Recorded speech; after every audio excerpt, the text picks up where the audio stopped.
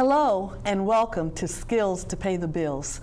Today we are going to talk about the importance of small business owners developing an executive benefits plan. To help us with understanding the concept of executive benefits planning and how to implement such a plan, please meet Burima Diallo, District Manager for Transamerica Agency Network, returning guest Richard Morgan, Senior Agent for Transamerica Agency Network, and our elite small business community group, all of whom you will meet in just a little while. Hello, Burima and Richard. Hi, Tia. Thank you. Richard, it's good to see you again. It's great to be back. Good. Well, we have a lot to get into today, so we're going to get right into the business at hand. Burima, who is Transamerica Agency Network? Thank you, Tia. Tia, a picture is worth 1,000 words. So we will show a short video about Transamerica, and I will add a few remarks after that. So let the video roll.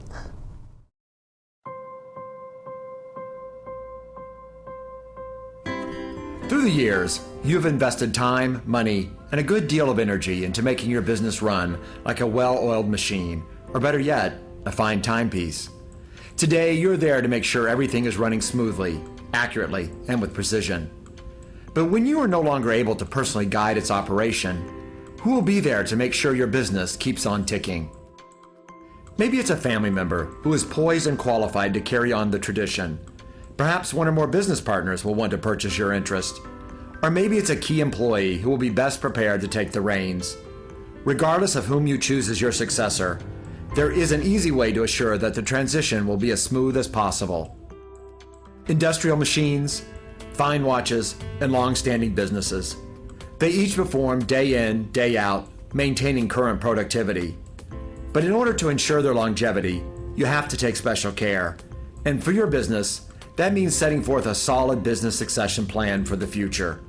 Putting your desires in writing today can help to make certain that the productivity of your business, as well as goodwill among family and associates, continue long into the future. Using life insurance to fund your plan is an ideal way to help guarantee that those who you entrust to operate your business will actually have the means to do so.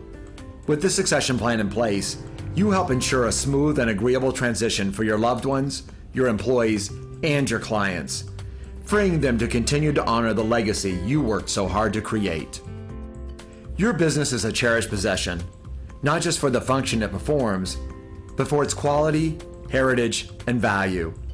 Together, we can explore the options that provide your business the care it deserves today, so it can continue to keep pace with your legacy in the years ahead.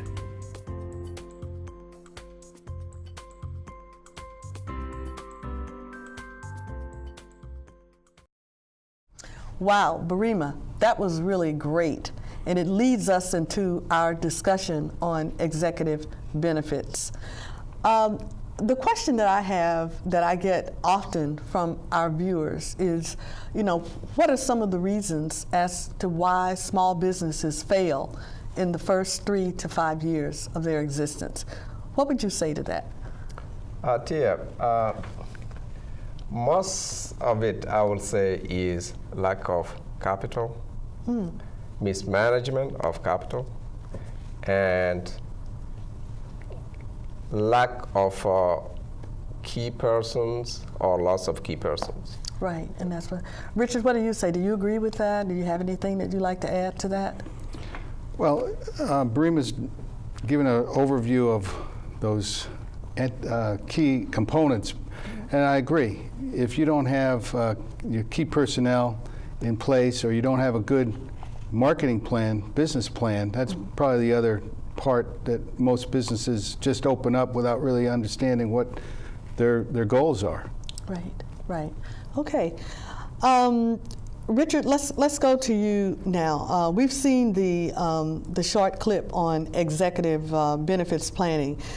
What about a business that has very limited funds? They're just getting started, and they don't feel that they can afford an executive benefits plan. What would you say to a person like that?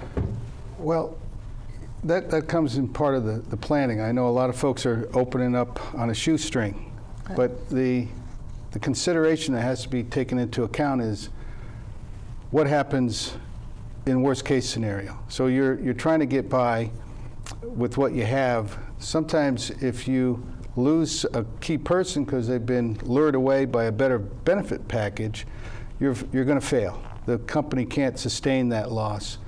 Or real worst scenario, someone dies. And that person that you were depending on to be your key person or partner is no longer there. And what business owners will find is that setting up a plan is a lot more affordable than they may believe. Right. Barima, I would ask you, what do you say? Do you, for a small business, and maybe there's a hurricane or some act of God that destroys that business, could executive planning have helped them if they had that in place? No, I would say, disaster is a completely different, You can plan it with some proper risk management, but not a strategy that, a key employee or anything, any employee plan. So risk management planning is different. It's a different than executive. Okay, I got that. Yeah. Okay, all right. So let's say we have a business owner and this person says, well, my wife is working for the government. She has all kinds of insurance and all kinds of benefits there. Why do I need to put an executive benefits plan in place now? Why can't I wait for 5 or 10 years after my business has grown a bit? What would you say to a person that felt that way?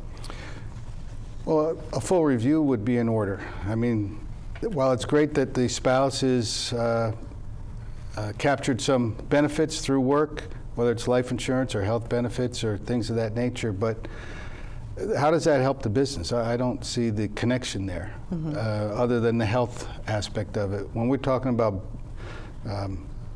developing an executive plan, it really means how do you take care of those key personnel within the business to make sure, one, they stay, and two, that if they leave for any reason, through act of God or health or whatever, there's additional funds through the implementation of that plan. So if I hear you correctly, you're saying that regardless of what kinds of planning you might have on your job, that your business is something totally different and it needs a different type of base for covering things that could happen. That's correct. The one is great to take advantage of if your family member has it, but your business is a whole separate entity with a whole different set of needs. Right, okay. Then there are other people that say, well, accountants and CPAs and bookkeepers and lawyers are so expensive. Why do I need to have an accountant or a lawyer working with me as I put together my business, my executive business planning? What would you say to that? I would say that the critical factor in developing a plan is to have a great team that you're working with, and that involves that group you just mentioned. Because if you set something up that you think is going to take care of everything and you find out after the fact that it wasn't really a legal entity, it didn't have the right description, there was some key component missing, you set yourself up in one type of business entity when it really should have been another, and you didn't understand the tax ramifications. These are all critical mistakes. So as part of that team is your insurance provider, because a plan design needs to be funded. Right. And typically, as opposed to having a sinking fund to take care of any eventuality, for the pennies on a dollar, you can have an insurance plan that would be typically far better choice. Okay. Richard, I see that you have passed out some handouts to our elite small business owners. Can you talk a little bit about that and just take us into your presentation? Well, what I wanted the group to know is that this is somewhat complicated. It's something, if you're a new business owner or even been around a while, and if you haven't had a review of all the aspects of your business from starting to ending, you might be taking some paths down the wrong road. Because during your business growth and maturity and exit, there's different needs that need to be addressed. And in that package brings to light in an overview some of the different aspects to consider and why you'd want to have the advice of these other experts on the implications of what your tax entity is, and having a plan in place that is a legal document for an eventuality of eventually leaving your business with some money in your pocket. So you say legal document. So does that mean that definitely you're gonna need an attorney and possibly a CPA to help you put this together? Absolutely. Developing a relationship with a competent attorney and CPA that specialize in your type of business and is well versed in designing partnership plans or exit plans, partnering agreements are critical, not only for you but your family and your partners and other workers on in your business. Okay. Barima, do you have anything that you would want to add to what Richard has shared? I would just say that, just talking about the Transamerica agency network, a little bit, we have a combined experience of 250 years. Transamerica is composed of Monumental Life and Transamerica Life Insurance Company. And we take pride in being tomorrow makers. So we like to meet every single business owner in Fairfax or everywhere, in the state, so we can provide them the best service we can. So you're worldwide. Transamerica is a worldwide organization? It is. Okay. It is part of Aegon Group, which is based in Hague. Okay, all right, very good. Well, it's time for a short station break. We will be right back with our special guests, so don't touch that dial. At Transamerica, we make tomorrows. We help make better financial futures for people everywhere. We make them for the bartenders, the doctors, the firemen, and the IT department. We make them for the business owners and the single mom who's putting her daughter through college.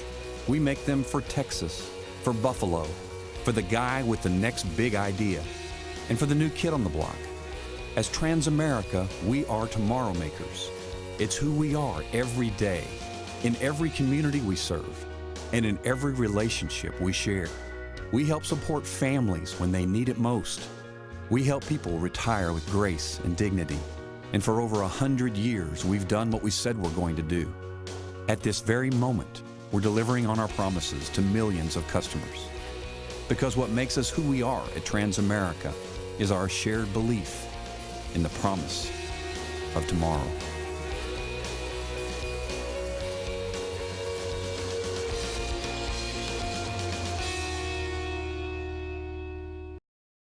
Welcome back. You're watching Skills to Pay the Bills with our special guests, Barima Diallo and Richard Morgan from Transamerica Agency Network and our wonderful small business group representing Virginia, Washington, D.C., and Maryland. Now it's time to meet our small business group and to have them ask some tough questions of Barima and Richard. And you guys better get an A. So let's start with Robert in the back. Well, good afternoon, and thank you, Tia, for inviting me here. My name is Robert Nicholas. I'm the branch manager of Smith Myers Mortgage Group. We are a full-service mortgage broker which specializes in working with clients who either have bruised credit, no credit, or frankly, or have little credit. Our motto is all of our clients are more than just a credit score. We also have products and services which will take care of the very best mortgage candidate. So we are located in Maryland. You can see us on our website, www.smithmyersmortgagegroup.com, and we'd be more than happy to provide you with any mortgage service that you might need. Okay. I have a question for either one of you.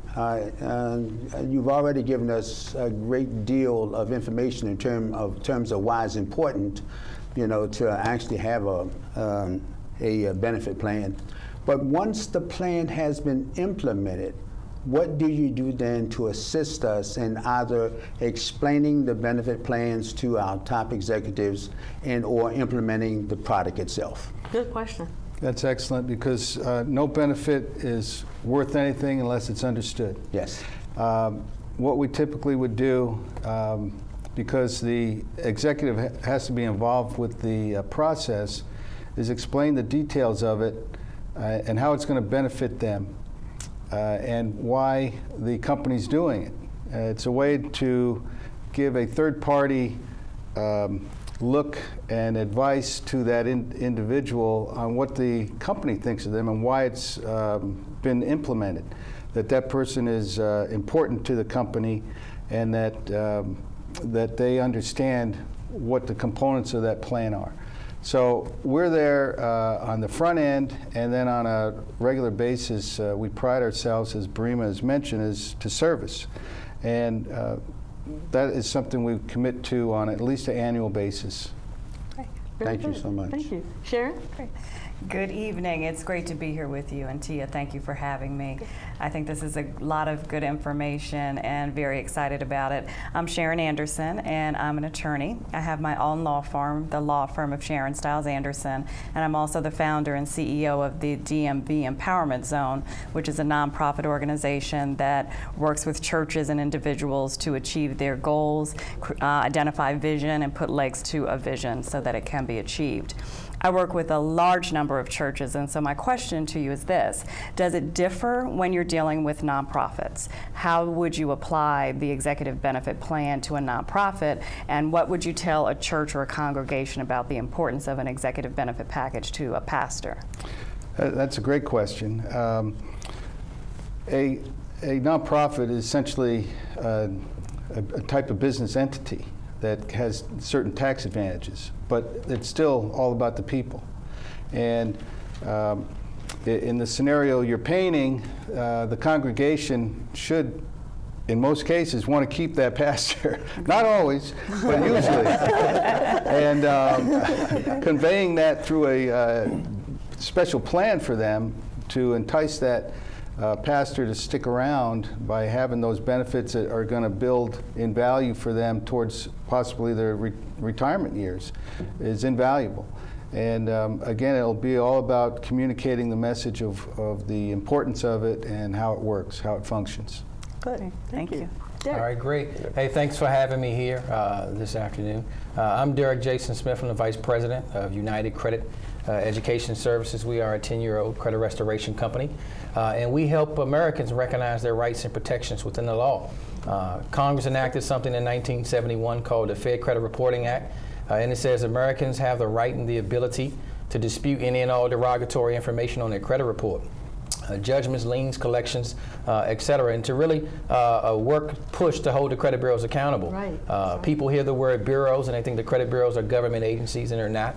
They're all privately held billion-dollar companies who don't make their money by verifying information that comes to them, thus putting that on consumers' credit reports. Right. So that's what we do. We just hold them accountable on the consumer's behalf. We leverage those rights and protections, and we work with a lot of those industries that need creditworthy people to create revenue as well as those individuals. My question is, there's a lot of people amongst us that are financial literate or financially illiterate and don't recognize the importance of insurance protection as well as credit.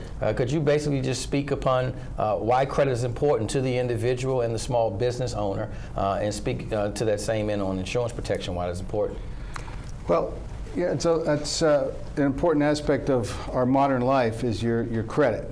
And although that's not a key component of what our main focus is, we do advise when we speak to folks how important it is to pay your bills on time, and if you're able to do that, that's a key aspect of being able to pay your insurance. And the insurance for folks, if you think about it, it's to help those situations where money's an issue, a factor. Why they have, sometimes families have credit problems is there's no money. And it's usually, or it can be, the loss of that breadwinner. That's what insurance is for. You can't bring someone back, but you can let the family live near or above or equal to the level of life they were used to while that person was still alive through life insurance. Okay, very good. I think what I'm going to do, because we have probably about 4 minutes, I'm going to have Anais and Jeff introduce themselves and then go back and have you ask your question, because I want to make sure our viewers get to know who you are. Anais. All right. Okay, my name is Anais Valencia. I am biochemist. And together with my husband, he's a civilian engineer, we created a company 4 years ago. It's a janitorial company. And we are just giving little steps. The company's been growing. It's specialized in commercial cleaning. And also we do residential. But we more inclined to the commercial business. Very good. Okay. And so it's growing, but we still have a lot of things to do and we want to grow. And this has been awesome. I mean, I have learned a lot, and I've been like, oh my gosh, I need to step on top of this and do the things that we unlocked now. But with the introduction of your conference is like, wow, it's so much that you start something and you really don't know where you go into, and then it's like, okay, we need to start at the right path. Right, that's right. So thank you. It's been really amazing. Jeff? Absolutely. Tia and panelists, thank you for the opportunity to participate. I'm Jeff Beck, Director of Contracts for GovPartners. GovPartners is a small, limited minority-owned company that focuses on acquisition management support and third-party evaluation services for both commercial and government agencies, both locally, nationally, and internationally, with different customers and client bases. We're founded in 2009, and we're an Ashburn-based Virginia corporation. Jeff, while we were there, would you ask your question? Absolutely. And then we'll go back to Anais. Thanks for the panelists. The biggest question for me is, can you tell at what threshold of a small business should these types of benefits be of importance? Is there a certain threshold where that makes a difference? No. Okay. Next question. No,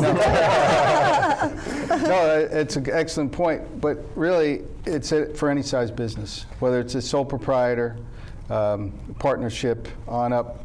The large corporations all have these kind of benefits, and it's equally important for that small family-owned business as well. Is there a threshold for kind of a reevaluation of those maybe then? No, everything's going to be assessed on its own individuality. Everything's different. Okay. Thank you. Anais?